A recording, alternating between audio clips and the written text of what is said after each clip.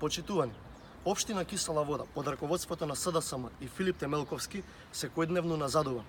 Власта целосно ја запостави општината, ништо не се реализира, а програмата на градоначалникот остана само мртво слово на хартија. Темелковски пред изборите ветуваше стотици проекти за подобрување на животот на жителите на Кисела Вода, но ништо од тоа не е остварено. Нема ништо од ветувањата за подобра инфраструктура во општината. Улиците во општината се во катастрофална состојба, раскопани и полни со дупки, а парковите максимално запуштени и руинирани. Нема ништо ниту од одржувањето и чистењето на депониите и каналите, ниту пак изградени се колекторски системи, а општината се уште останува глува и низ изградата на атмосферска и фекална канализација во неколку населби во општината.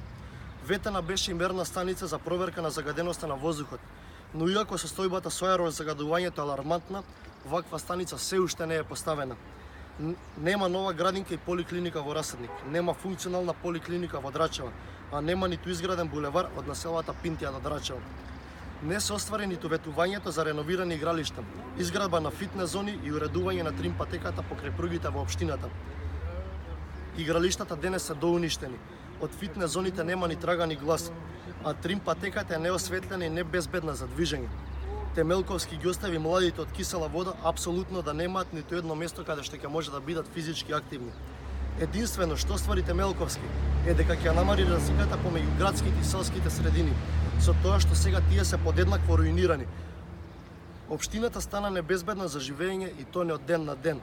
Филип Темелковски покажа дека не е способен да ја води општината и да го подобри животот на жителите во Кисела Вода.